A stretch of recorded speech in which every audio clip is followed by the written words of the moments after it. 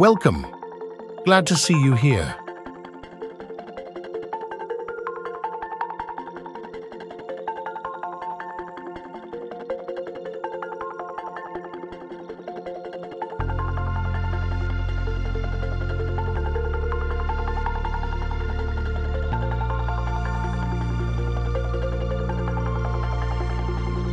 God reigns over the nations. God is seated on his holy throne. Psalm 47:8.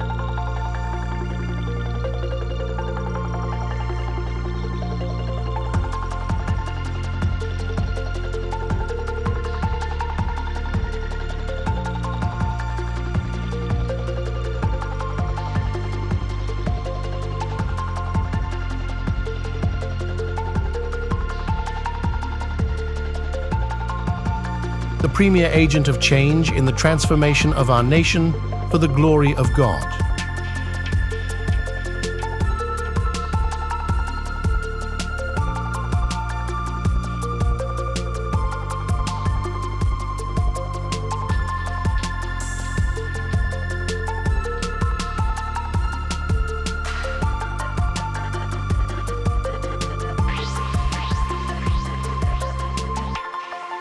We are here to meet the total needs of men and to make them totally committed followers of Christ through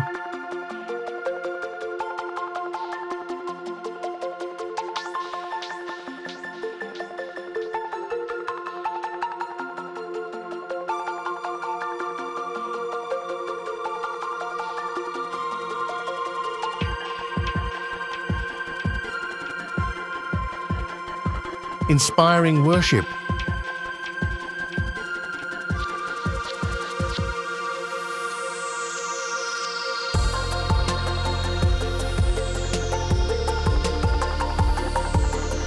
enriching instructions,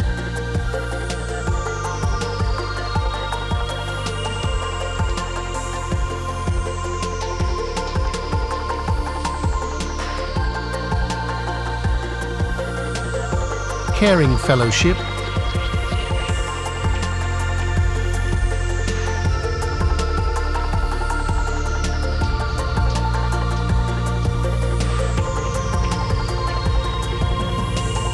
life-transforming evangelism,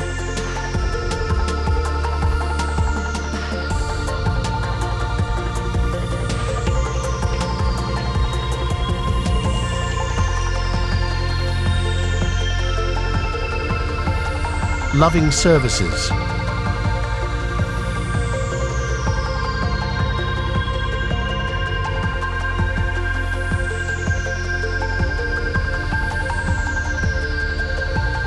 to see the transformation of our nation for the glory of God.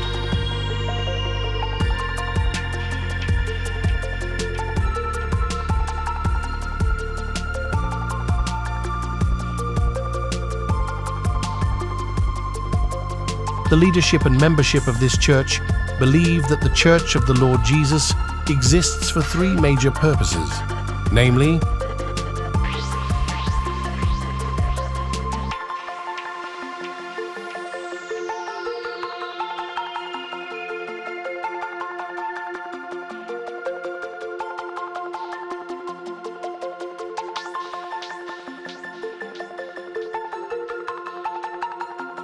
for evangelism,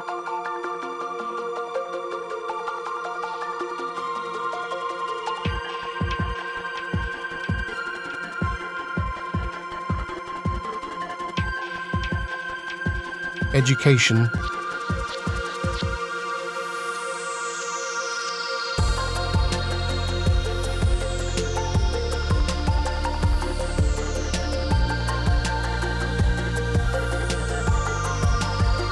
and edification.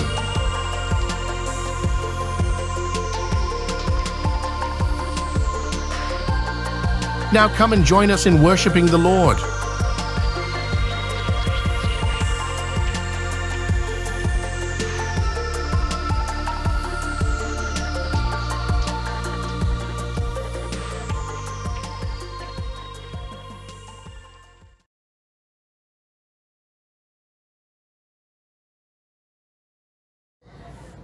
Magandang gabi po sa bawat isa. Tayo po ay manalangin sa ating pambungad na panalangin. Praise God, Hallelujah. Aming Diyos na makapangyarihan sa lahat, bago po kami dudulog sa aming mga panalangin sa gabing ito, humihingi po kami ng kapatawaran sa mga nagawa naming mga kasalanan, sinasadya man o di sinasadya, sa isip, sa salita at sa mga gawa. Alam namin na Ikaw ay Diyos na mahabagin at mapagpatawad. Maraming salamat po sa iginawad mo na kapatawaran sa oras na ito. Aming Ama, itinataas po namin sa iyo ang gawain ito ng midweek service. Nawa ang bawat isa na tatayo na sa simula sa pag-aawitan ng papuring awit at pagsamba ay magiging mabangong samyo sa iyong harapan, lalo na ang magdadala ng mensahe na iyong gagamitin na tagapagpahayag na si Pastor Benny Solat. Nawa ang mga salita mo na kanyang ipapahayag ay magdadala ng kalakasan at karagdagang kaalaman sa bawat isa sa amin. Pagpalain mo po siya at ang kanyang buong sambahayan. Itinataas din po namin sa iyo ang magpapatotoo na nawa mabigyan ka ng kaluguran sa kanilang mga patotoo. Maging ang mag-alay ng awitin sa pagkakaloob at ang mananalangin ay pagpalain mo ang bawat isa. Ganun din po ang magbibigay ng reflection, closing at benediction prayer ay yun din pong pagpalain ang kanilang mga buhay. Inialay po namin sa iyo at pinagkatiwala ang gawain ito na ikaw po ay mabigyan ng kaluwalhatian at kapurihan. Ito po ang aming panalangin sa pangalan ng iyong anak na si Jesus na aming tagapagligtas at sa pakikipag-isa ng banal na Espiritu. Amen at Amen. Magandang gabi po mga kapatid. Tayo po ay dadako sa ating awilin bago po tayo magsimula. At sa mga oras na to, tayo po umawad sa ating Diyos na dakila at tapat. Araw-araw po natin siyang purihin sa kanyang kadakilaan.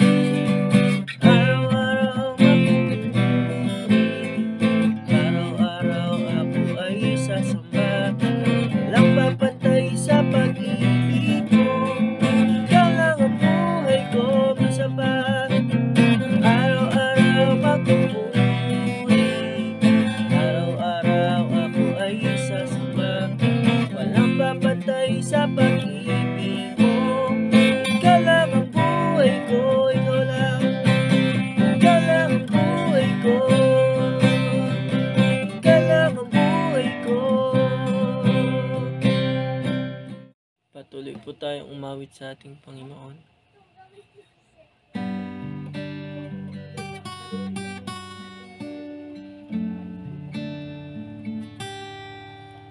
Sa ating nag-isang Diyos na tanging tiwala sa atin.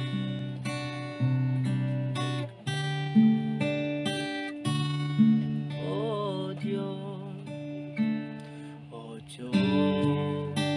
sa kabutihan mo, ako'y naririto upang magpuri sa iyo.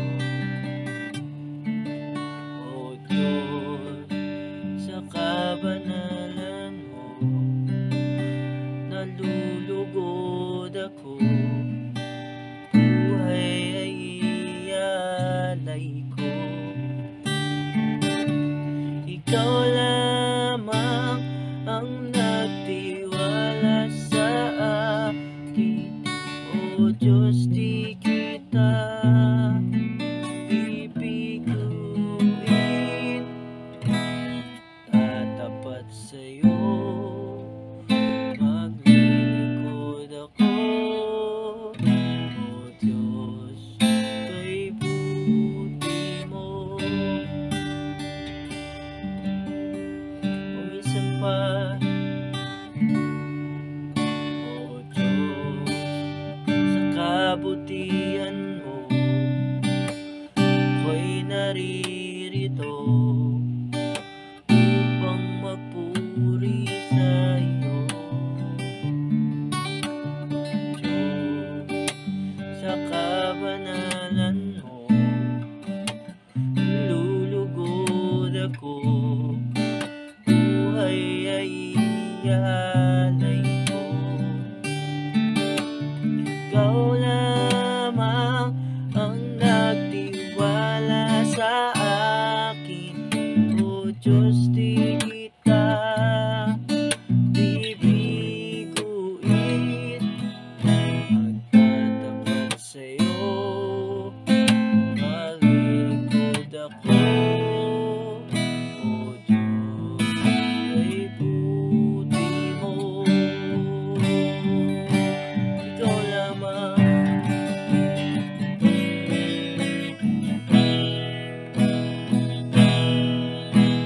ikaw lamang ang nagtiwala sa akin, O Diyos, di kita bibiguin. Magtatapat sa'yo, maglilingkod ako, O Diyos, kay buti mo. Ikaw lamang ang nagtiwala sa akin, O Diyos, di kita bibiguin. Magtatapat sa'yo, maglilingkod ako, O Diyos, kay buti mo. O Diyos, kay buti mo. O Diyos, kay buti mo.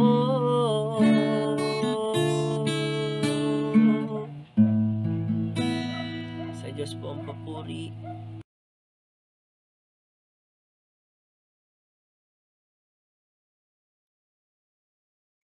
Isang magandang gabi po sa ating lahat, mga kapatid sa CRC, and welcome po sa ating pong midweek service, at maraming salamat po dahil kayo po ay dumalo sa ating pong gawain ngayong pong midweek.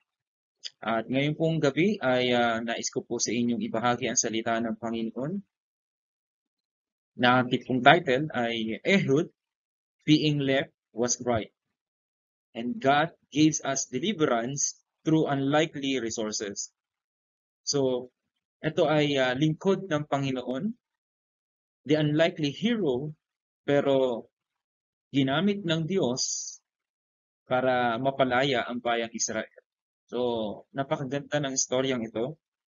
And I hope na you will learn something more sa kwento po na ni Ehud at gagamitin ng Diyos sa ating mga buhay, sa ating spiritual.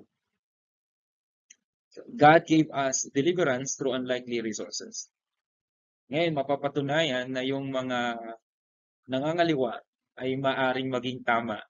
So, dahil dito po yung kwento na ang kaliwete ay may ginawang tama sa paningin ng Panginoon. Praise God. At tayo po'y bumasa sa Judges chapter 3, verse 15 to 22. Kinuha ko na lang po ito sa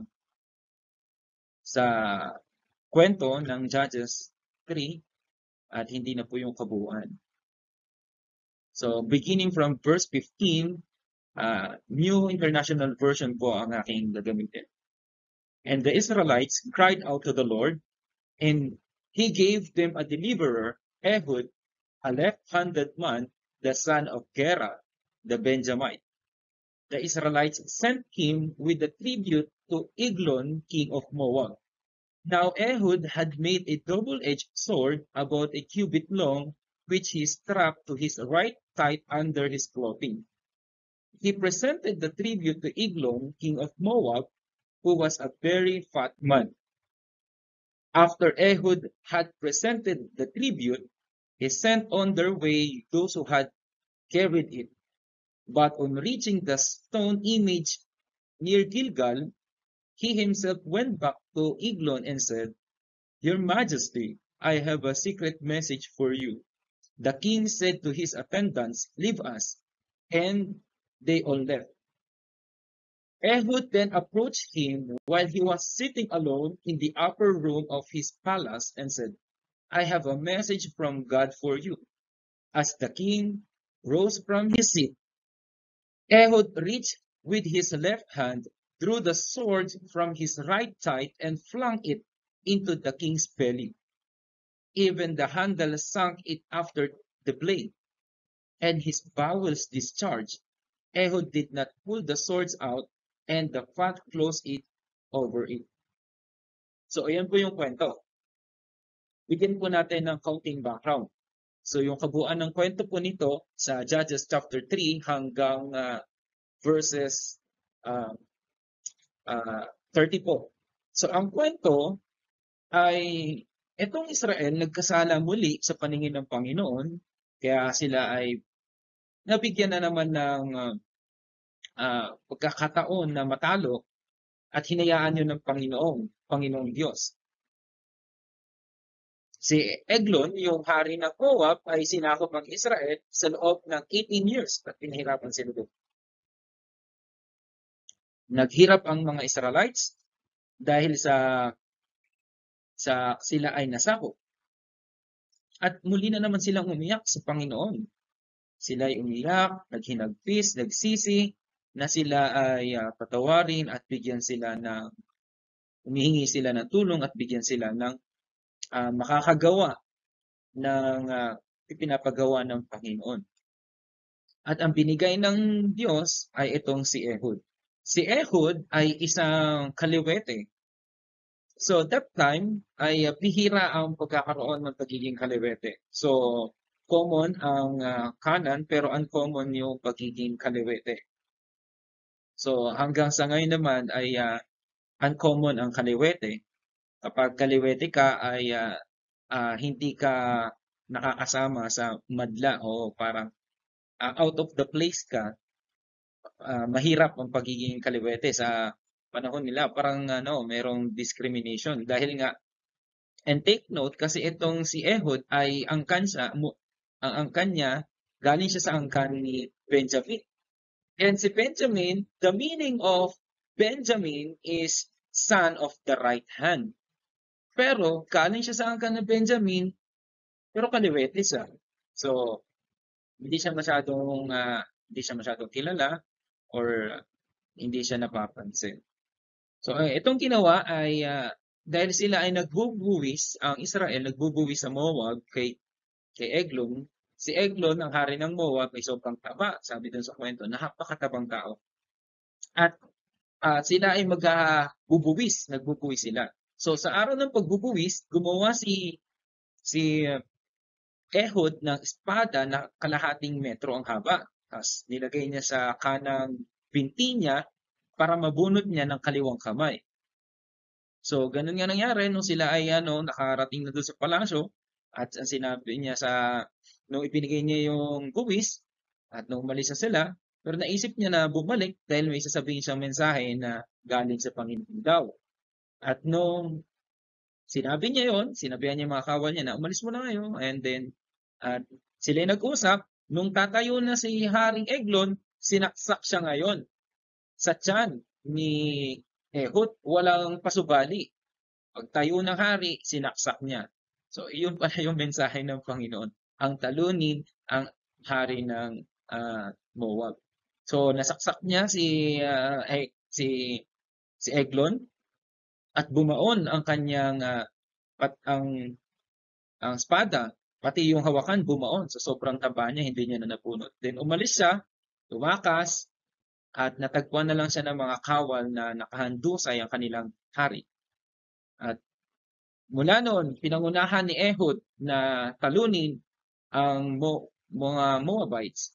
At nung natalo na sila, walang ni isang man lang nakatakas doon sa river, doon sa Jordan River. Walang ni isang nakatakas na Moabita. Sabi sa kwento, 10,000 malalakas at matitikas na mga sundalo ang kanilang kapatid. At nung si Ehud ay nanguna at nagkaroon ng 80 years of peaceful ang kanilang pamumuhay. Yun po ay yung biyaya ng Diyos. So, ang makikita nating mensahe ay mamaya po malalaman pa natin kung paano ang buhay ni Ehud ay ginamit ng Panginoon. Praise God. Sa ating pong paniwala, sabi dito sa International Standard Bible Encyclopedia, the Hebrew represents a combination of words signifying literally a man whose right hand is impeded or lame, who therefore uses the left hand instead. So, noong panahon kasi, ay kung ano yung sira yung kanan mo, kung may sakit man yan or napukulan or hindi na maikilos, hindi na mapapakinabangan, common naman na gagamitin mo yung kaliwa mong kamay. Pero ng panahon that time, si Ehud nga is kaliwete na talaga. Sabi pa, the first is Ehud, son of Gera, who killed Eglon, king of Moab, and thereby delivered Israel from paying tribute to Moabites. Yun yung kanina binasa natin. And the other instance is the 700 selected Benjamites who taught left-handed sling stone at a hairbreadth and not miss. Sabi, eto pa, meron pang 700 na mga left-handed na mga Benjamites. Ang magaling daw mamana. Magaling mamana, manirador, gumamit ng sling. At sabi doon, kaya daw nilang bumato ng bato sa pinakamakitid na espasyo. Yung hairbreadth ay makitid. Yan, kitid yun.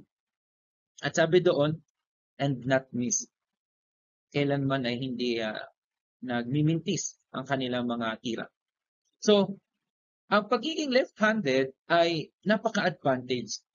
Dito makikita natin na walang pinipili ang Diyos sa kung sino ang gagamitin niya. Tayo, sabi sa psychology, yung mga right-handed person, sila yung mga dominants, mga powerful people. It's because sinasabi rin naman ng Bible na yung mga right-handed is Diba? In the righteous right hand, puro right hand, ano? Puro right hand ang gamit. Bihira tayo makarinig ng left hand. Kapag nasabing left, nangangaliwa ka. O kaliwete ka, o nangangaliwa yan. Pero this time, this story, yung pangangaliwa ay tamang ginawa para maparangalan ang ating Panginoon. So, dito ay sa kwentong ito, hindi na tinitignan ng Panginoon kung ikaw ay left or kung ikaw ay right. Sa Pilipinas, pag sinabing leftist, mga NPA yan, mga laban sa gobyerno. Yung mga pag leftist ka, ibig sabihin kumakalaban ka sa government, sa structures, sa foundations, and governance, di ba? Kinakalaban mo ang pamumuno, leftist. Pero dito, yung pagiging leftist na binigay ng passage ay ginamit para sila ay magtagumpay sa mata ng Panginoon. Pero ito po ay literal naman kasing kaliwa. Pero ngayon, i-break natin yung sinasabi nila na walang kaliwaan, di ba? Mga kantang walang kaliwaan yan. Ngayon ay pwede ng mga liwa. Mga kapatid, ang mensahe pong ito ay pwede na pong mga liwa.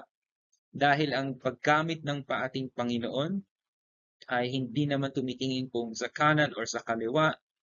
Kung ikaw ay powerful person or intelligent person or brilliant person, hindi na po iyon tinitignan ng ating Panginoon.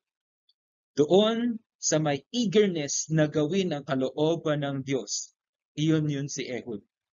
Si Ehud is unlikely hero, unknown hero. Hindi man lang nakikita, hindi man lang napapansin, pero eager siya na gawin ang kalooban ng Diyos para sila ay mapalaya. So, sa word na walang kaliwaan or sinasabi na nangangaliwa ka, medyo negative kasi. Karamihan, puro negative pag sinabing kaliwa, nangangaliwa, and parang something part na hindi maganda or something part na hindi man lang useful ang bagay na yun.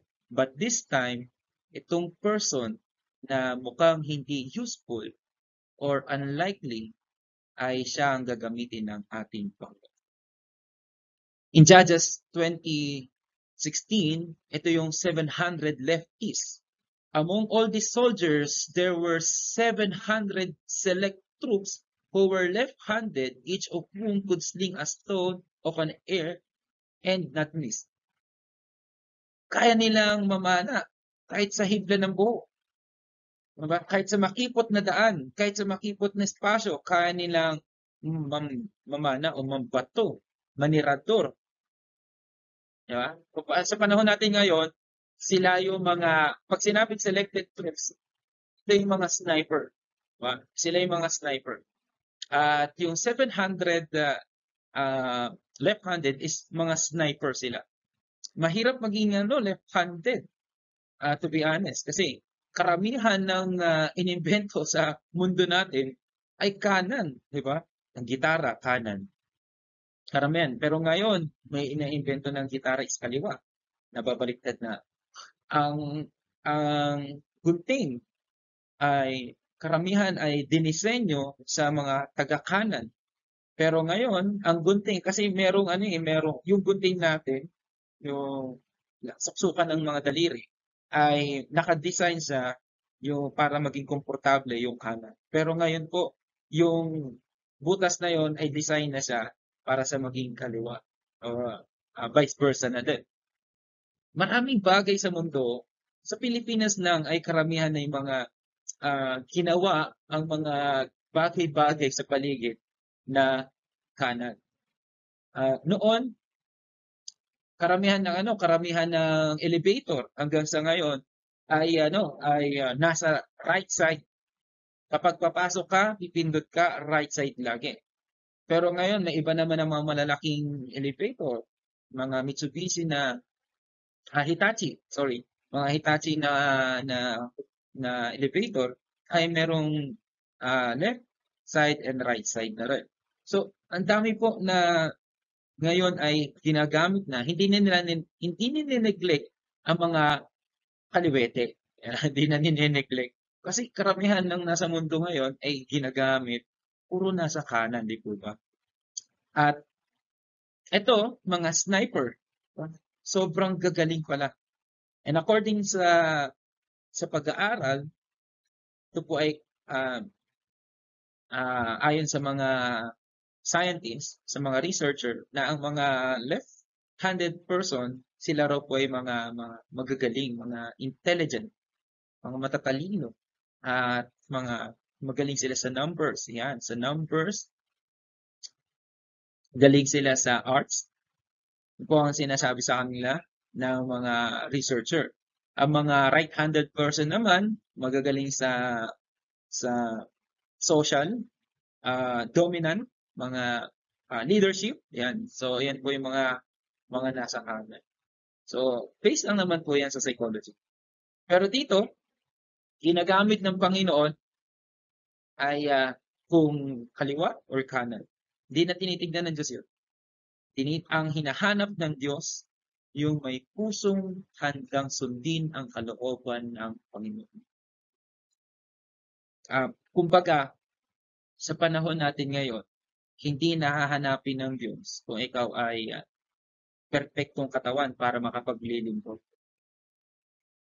Kailangan the best para qualify ka na makapaglilingkod. Si Ehud that time ay hindi naman siya totally the best. Kumbaga parang isa nga siya sa mga, siguro kung nung panahon siguro, PWD siguro yung mga left-handed person. Ang mga panahon na yun. Kasi hindi naman uncommon sa kanila ang pagiging left-handed. Dahil nga, yung mga lahi ni Benjamin ay right-handed. Kaya ang pangalan niya is the son of the right hand. Yan ang meaning ng Benjamin. Ngayon po, meron po akong tatlong bagay na nakita sa message po ni Ehud. Number one, God decides who to choose. Ang Diyos at tanging siya lamang ang nakakapagpili o nakakapili kung sino ang dapat niyang tawagin. Piliin para doon sundin ang kanyang kalooban. In Romans chapter 9, 15 and 16, for God said to Moses, I will show mercy to anyone I choose, and I will show compassion to anyone I choose. So it is God who decides to show mercy. We can neither choose it nor forward it. Sabi ng Panginoon, ako ang siyang pipili, ako ang siyang magpapakita, ako ang siyang magde-decide, ako ang siyang mamumuno o pipili sa kinakailangan kong piliin. Kung sino mang nais kong piliin, walang sino man makapag-dictate sa ating Panginoon kung sino ang dapat piliin niya. Sabi pa, we can neither choose it nor forward it. Yun lang. Piliin mo o gagawin. Diba? Kapag pinili ka ng Panginoon, gagawin mo ba? At susundin mo ba? Yun ang ginawa ni Ehud. Dahil siya yung pinili ng Diyos, na kahit kaliwete siya, ginawa niya yun. Mga kapatid, hindi na natin masasabi sa ating Panginoon, Lord, hirap po yung kamay ko. Lord, wala na po akong kanan eh. May left ka pa naman. Lord, wala po akong left hand eh. May right ka naman. Lord, parehas po akong walang kamay. May paa ka. Pwede ka pang humayong makapagbabahagi ng salita ng Panginoon. Walang pasubali.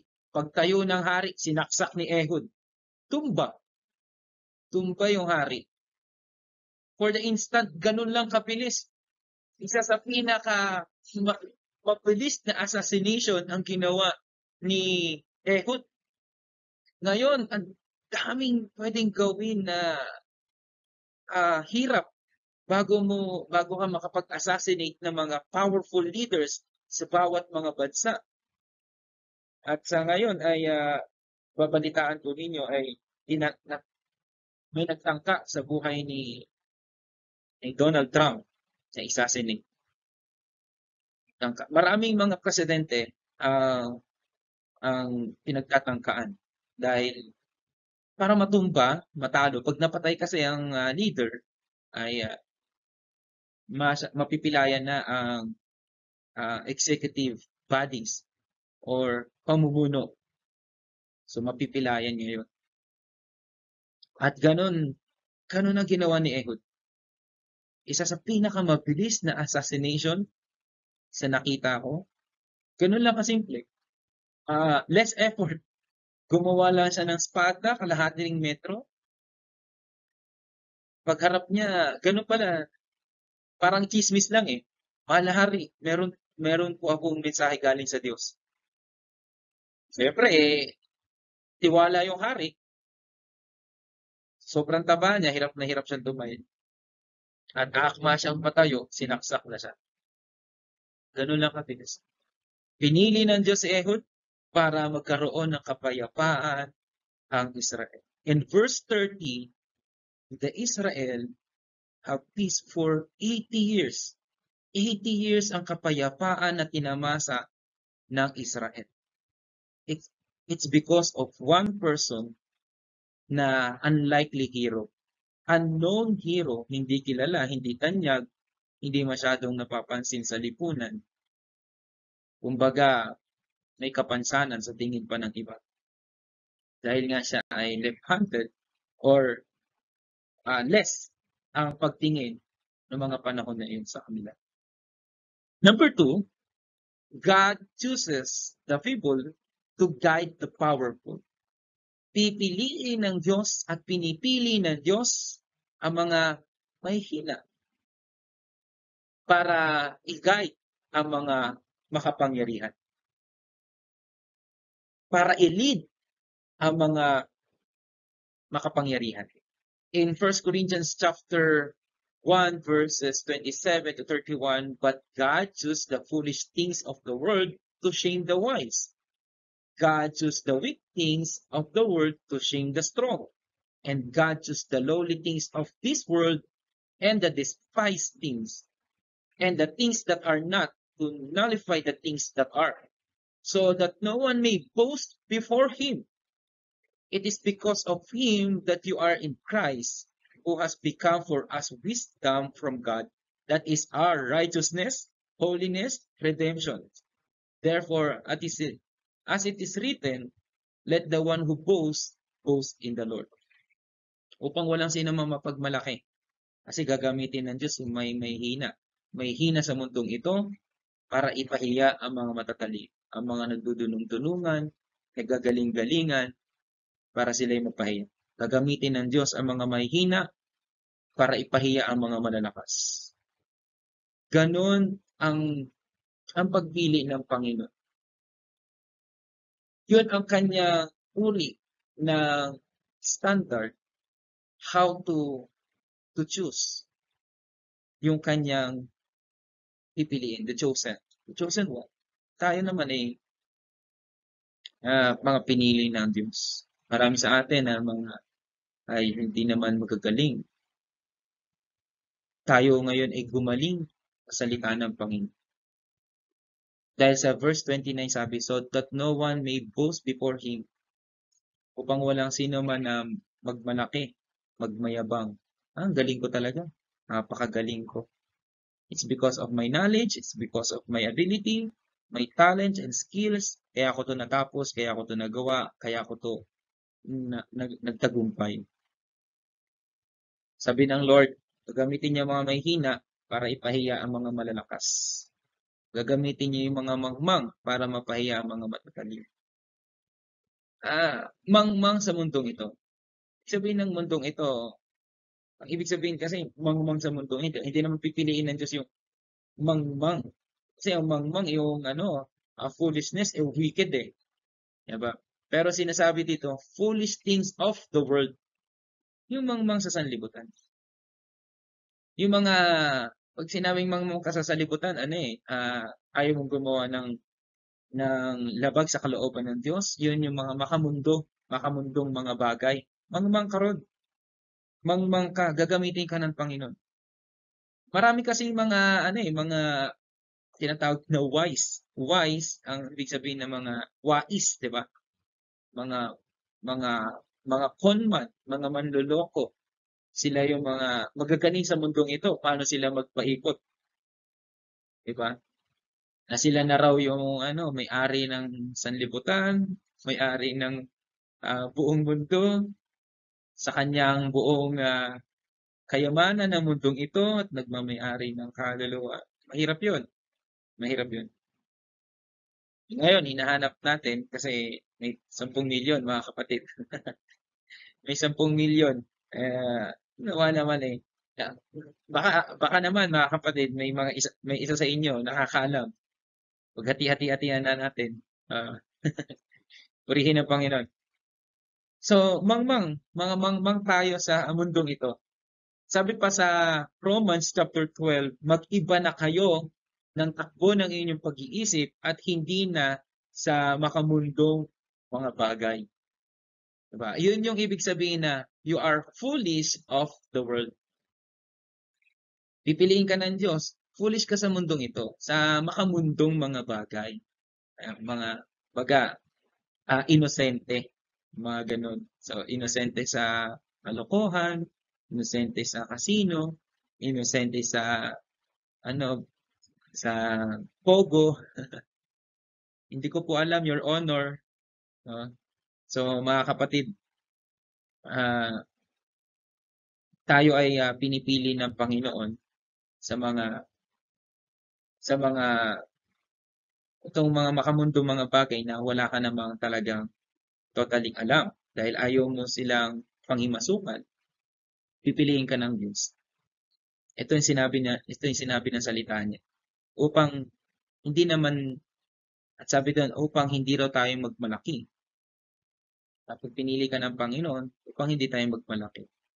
At sabi pa sa verse 31, kung meron ka mang ipagmalaki, pagmalaki mo yung ginawa ng Diyos sa buhay mo. Yun yung ating gagamitin. God chooses the feeble to guide the powerful. Sila yung mga tatawagin ng Diyos para pangunahan ang mga taong malalakas sa mundong ito. Pagamitin ka ng Panginoon, kapatid, katulad ni Ehud. Number 3, God blesses those who uphold justice. Binibiyayaan ng Diyos yung mga gumagawa ng tama, katarungan, magawa ng tama sa paningin ng Panginoon. In Proverbs 21:15, ESV sabi, when justice is done, it is a joy to the righteous, but terror to evildoers. Kapag nagawa yung justice, diba? Joy. Ito raw ay joy sa mga righteous person. At ito naman daw ay kapahamakan sa mga gumagawa ng evildoers. Kasi mapaparusahan sila eh. Yung gumagawa ng mga mali, mga kamalian, para sa kanila kapahamakan ng justice. Kaya nga, sa mga evildoers, dahil hindi nila makukuha yung justice, alam nila hindi nila makukuha ang justice, pinipili nila ang hustisya. Yun ang ginagawa nila sa mga evildoers.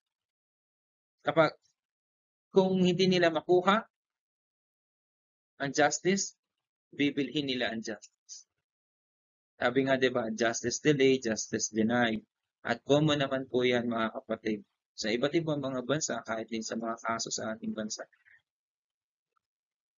Pero ang justice na ginawa ni Ehud, palayain ang bayan ng Diyos, ang Israel. Siya ay ginamit ng Panginoon. Makatarungan din na sila ay magbayad ng buwis dahil nga sakop sila ng hari ng Moabites. Katarungan naman ang ginawa nila. Pero mas makatarungan ang ginawa ni Ehud dahil upang mapalaya ang bayan ng Diyos. Dahil na-oppress sila ng 18 years. Sa katunayan, ang nakakalungkot na part kasi dito, kung babasahin mo yung upper part, yung beginning ng kwento ni Ehud is, once again, sabi doon, once again the Israelites sin against the Lord. Minsan muli at muli ay nagkasala na naman ang Israel sa paningin ng Panginoon. Ibig sabihin na muli, parang paulit-ulit na naman nagkakasala ang Israel. It represents us. It represents those who are na mga tao, common na mga tao. Kahit na may pagkakilalang Diyos, even us naman na hindi talaga tayo, walang tayo makapagmalaki sa sarili niya na malinis or siya ay pure, holy, untouched. Ganun. Ang Israel nga, bayan ng Diyos, ay nagkakamali at nagkakasala. And sabi doon, once again, paulit-ulit na nagkakamali at nagkakasala. Kahit na paulit-ulit nagkakamali at nagkakasala, humihingi lang tayo ng tawad sa ating Panginoon.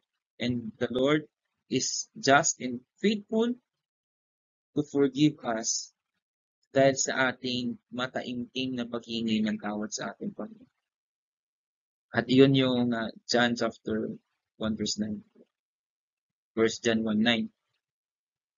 So salamat sa Diyos at ang Panginoon ay nagbibiyaya sa mga tao na pinangahawakan at ginagamit ang katarungan. Amen? Hallelujah.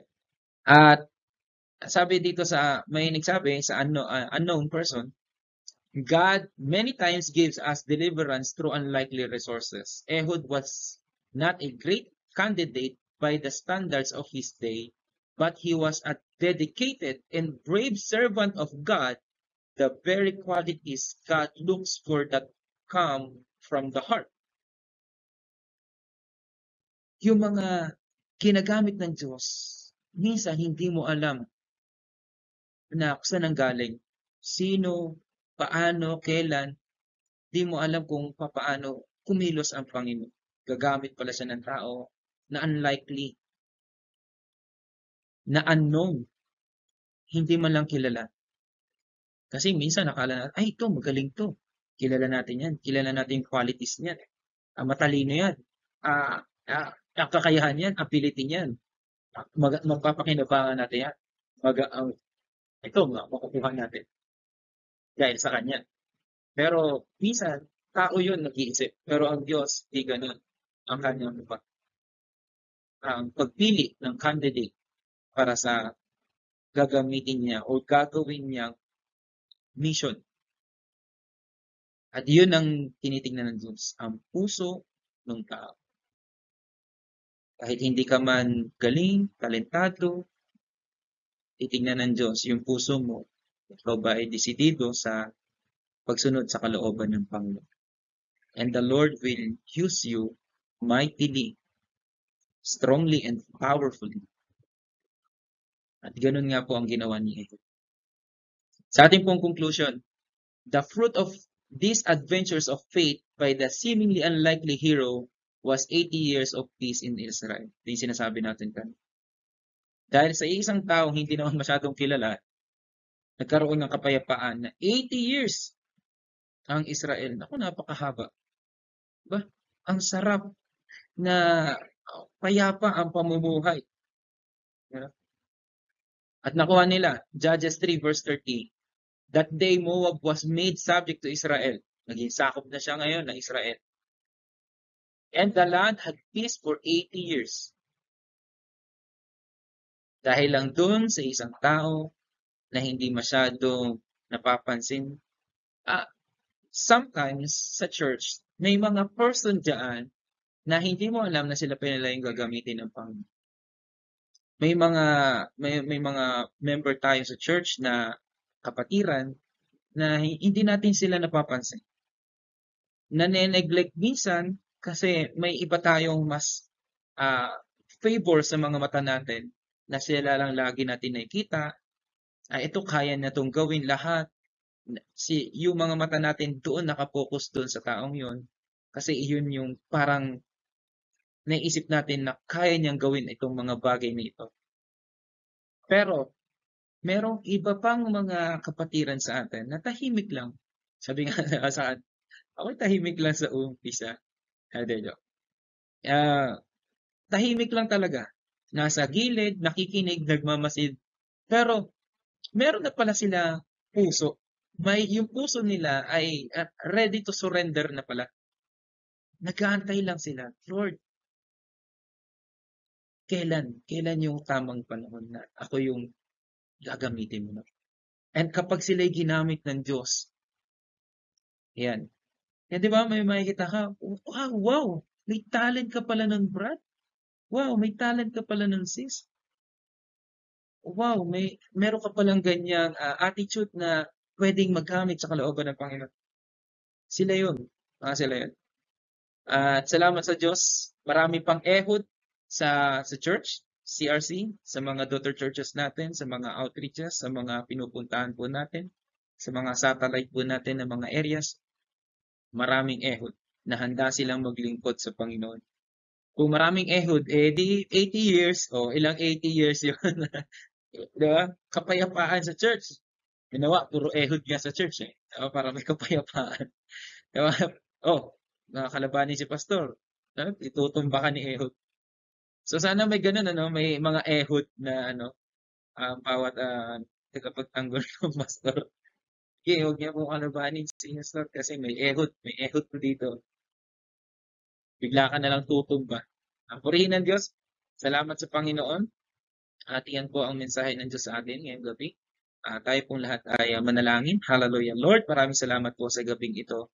At aking po dinadalangin, Panginoon, na bawat isa po sa amin ay magkaroon ng heart of Ehud. Spirit like Ehud, Panginoon.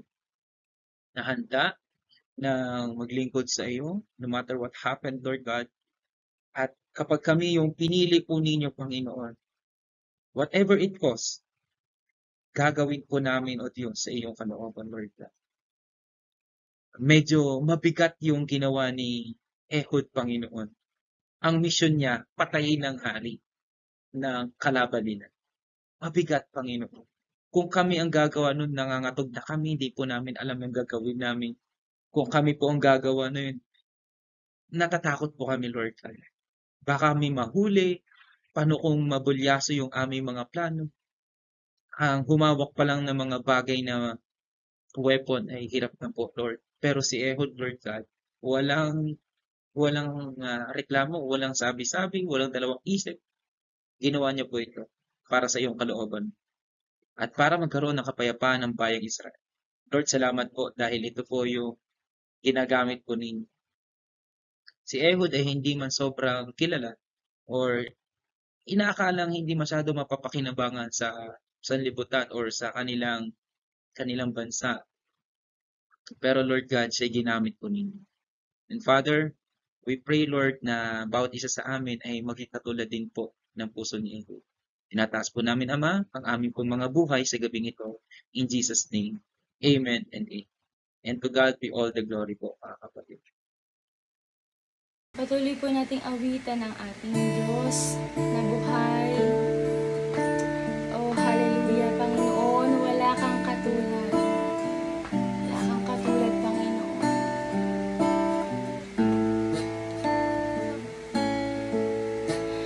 Awitin ko man lahat ng awit sa mundo ay di kayang ilarawan na kadakilaan mo.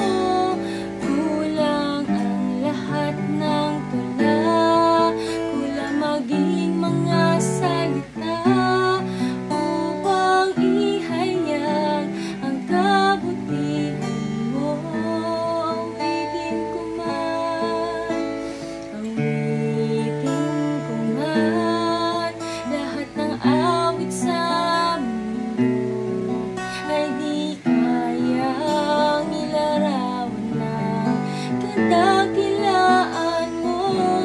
Kulang ang lahat ng tula, kulang maging mga salita upang ihayag ang kabutihan mo. Wala kang katulad, wala nang higit sa'yo. Wala kang katulad,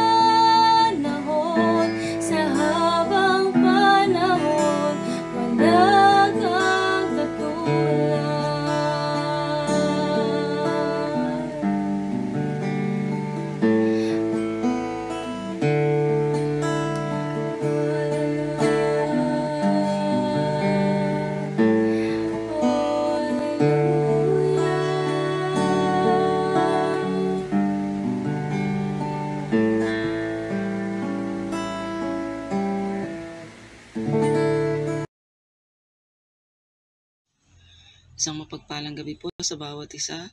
Samahan niyo po akong manalangin. Aming Diyos Ama sa langit na tunay na tapat at mabuti, dakila, makapangyarihang Diyos. Maraming salamat po, Panginoon, sa gabing ito na muli po kami ay nagkatipon ng aking mga kapatid upang makapakinig ng iyong salita, Panginoon. Maraming salamat po, Panginoon, sa pagsama mo sa amin, sa iyong gawain, Panginoon. Maraming salamat po, Panginoon, na patuloy mo kaming binibigyan ng salita mo, Panginoon, upang maging patnubay at gabay namin sa araw-araw naming pamumuhay. Maraming salamat po. Panginoon, tinataas ko po sa iyo ang lahat ng kaloob, ang tithes and offerings ng bawat isa. Panginoon, na patuloy mo po nawang pagpalain, Panginoon, na ito po ay magamit sa iyong gawain, Panginoon, sa gawain ng iyong simbahan, sa ikalalago, Panginoon, ng iyong gawain dito sa sanlibutan, Panginoon. Dalahin ko, O Diyos, ang mga nagkaloob, Panginoon, ay patuloy mo pong i-bless, Panginoon. Bless the work of their hands, Panginoon, upang magpatuloy ang pagpapala, Panginoon, na dumadaloy sa bawat isa, makasuporta sa pangangailangan ng kanilang pamilya. Ganon din po, Panginoon, na magamit ito sa iyong gawain, Panginoon, para sa kilalawig ng iyong simbahan. Dalangin ko din po, Panginoon, na ang mga nagkaloob, Panginoon, ay patuloy mong ingatan, Panginoon, at lalo pa pong maging abundant ang kanilang buhay, physical, material, Panginoon, at lalong-lalo na sa spiritual. Ganon din po, Panginoon, tinataas ko rin po sa iyo ang mga hindi pa nagkakaroon ng hanap buhay, na sila po ay pagpalain mo, Panginoon, upang sila din po, Panginoon, ay makapagbigay din sa iyong gawain at mapagpala din po sila, Panginoon. Panginoon, maraming salamat, Panginoon, sa patuloy na pagpapala na pinagkakalob mo sa bawat isa, Panginoon. Lahat po ng ito na nanggagaling sa iyo, Panginoon, kaya marapat lamang, Panginoon, na kami po ay magbalik ng pasasalamat sa iyo sa pagbabalik ng aming mga kinita, Panginoon, sa aming mga offerings and tithes para sa iyo, Panginoon. Maraming salamat, Ama, sa lahat po ng ito. Ikaw lamang ang aming pupurihin, dadakilain at luluwalhatiin. At ito po ang aming samong panalangin sa makapangyarihang pangalan ng aming Panginoong Hesus. Amen at amen po. Magandang gabi po sa bawat isa. Purihin po ang Panginoon na sa ating mensahe ngayong gabi na tinanggap na naipahayag ng ating Pastor Benny Sulat na patungkol po sa isang karakter na Ehud, na siya po ay pumapaloob doon sa aklat ng Hukom or Judges na matatagpuan po sa 3 kabanata mula talata 15 hanggang 22, na ang pangunahing karakter po dito ay si Ehud, na isa po ay isang tao na ginamit ng Panginoon na gumanap na second deliverer ng Israel. Dahil nung unang panahon, at bago po ako patuloy sa reflections, nakita ko po dito, out of God's mercy and grace, God does not desire any to perish, especially sa kanyang mga lingkod, mga hinirang. At dalawang bagay lang po ang gusto kong puntusan dito, na sa buhay po ni Ehud ay he was elevated by God as Israel's second deliverer. Kasi nung una po, yung mga Hudyo ay hindi po sila nagsipagsisi nung sila po ay nasa captivity sa loob po ng 18 taon. Kaya bagamat ganun ang pangyayari, ay nagpakita pa rin ang Panginoon sa kanila ng mercy and grace para itaas ang second deliverer, dahil hindi niya gusto na ang kanyang mga lingkod ay mapariwara, mapahamak. Kaya ang ginawa ng Panginoon, pinadala po si Ehud kay Haring Eglon under the pretext o pagkukunwari na he was delivering the Jews' annual tribute to the Moabites. At yun po ang isang layunin, kaya ipinadala po doon si Ehud at siyang manguna. At nakita po natin sa title po na si Ehud po ay isang left-handed person na sa kanyang mga ginagawa ay kanyang buhay ay nakikita po natin ang siya isang special military trained na makipaglaban lalo na po sa gera. At siya po ay galing po sa tribo ni Benjamin. At ang nakakatuwa po dito, yung pangalan po Benjamin, una po sa lahat ay ang kahulugan po nito ay son of the right hand. O isa lamang pong pagpapakita or a suggestion na si Ehud po is a different person from the people of this tribe. At in this context ay he was different in the sense that he was sent apart for God. Talaga po siya ay ginamit ng Panginoon. At ang pangalawa po, in that time period, being left-handed, nangangahulugan po na he was especially trained in battle. Dahil po mga sundalo po noon, especially trained to fight with their left hand, kailangan po talian yung kanilang kanang kamay para maging effective. At sa isang kaliwang kamay na minsan pag hindi ka po sanay na ang mga tao kasi minsan halos kanan ang ginagamit, bigla silang mapapasabak sa isang kaliwete, medyo naalangan po sila kasi iba po ang atake noon at iba naman po ang depensa ng kanan, kaya nagiging lamang ang left-handed. So yun po ang kanilang mga katangian na nabigyan pong puntos yung pagiging left-handed ni Ehud. So, in relevance po sa panahon natin, tayo po mga Kristiyano, hindi po tayo tinawag para pumatay ng mga evil leaders o nung sino man. Ang lesson po dito ay ma-develop po natin yung mga God-given talents na ipinagkaloob sa atin ng Diyos para magamit para sa kanyang kaluwalhatian at para din sa ating proteksyon sa ating mga sarili. Ang tanong po ay, dinidevelop ba natin ang God-given talents to serve Him without fear of what others may say about us? So, ang pangalawa pong puntos ay, sabi po dito, evil leaders who are permitted to oppress o mang-api God's people will also be judged eventually. At yan po'y darating po talaga na ang iba po ay natotrouble po sila sa aksyon na ginawa ni Ehud dito sa ating kwento.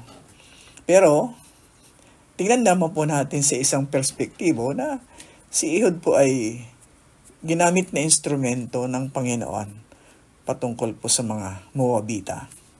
And the Moabites were descendants of Abraham's nephew na ang pangalan po ay si Lot. At doon po talagang pinagbawalan naman po ng Panginoon ng mga Hudyo na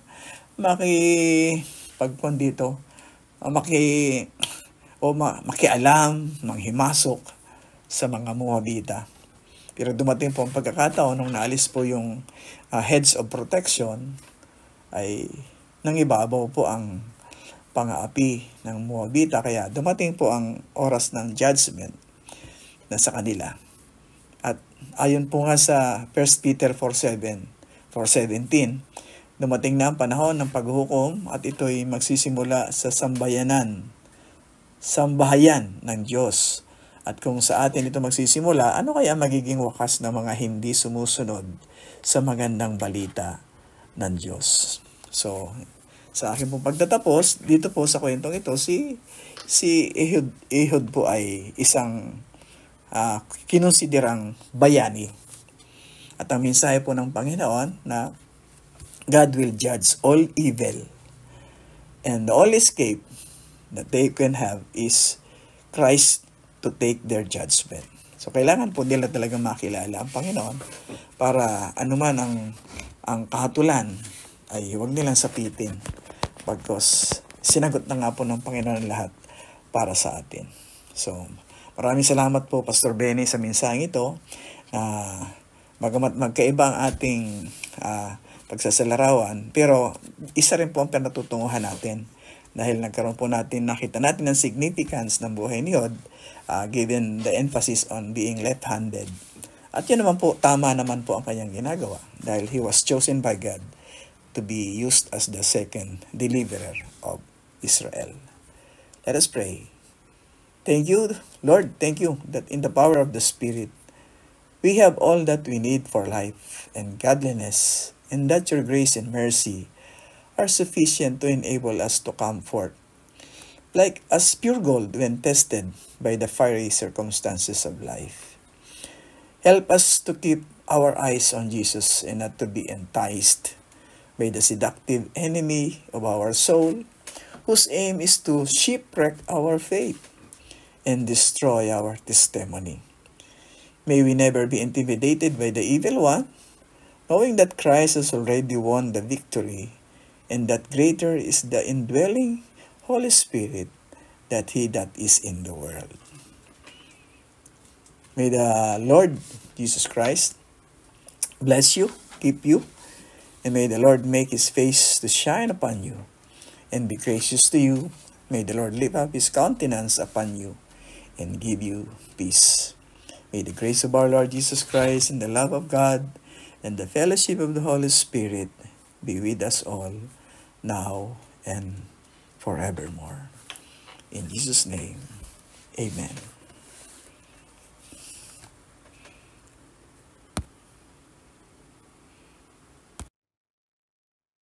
Maraming salamat po sa ating mga participants mula sa CRC Antipolo at ganun din po sa mensahe na pinagkaloob ng ating Panginoon mula kay Pastor Benny at sa panalangin at reflection ng ating Bishop Ernie. Ngayon po tayo po ibabati sa mga birthday celebrants. At para sa ating mga celebrants, ngayong araw na ito ay nagdiriwang po Sister Emmy Joyce Bathan ng San Nicolas, Sister Mercy Bathan ng Batangas, Brother Israel Caten ng Tanay, at Sister Van Chick Lapano ng Makati. At this coming 19, Friday, nagdiriwang po Sister Jeneline Doctoma ng Antipolo.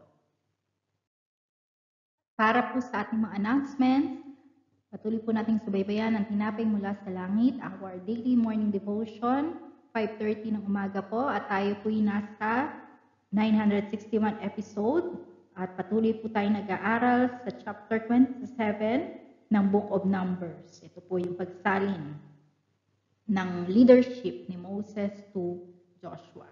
Kaya patuloy po natin itong saliksikin at aralin upang marami pa po tayong matutunan at lumago sa salita ng Diyos.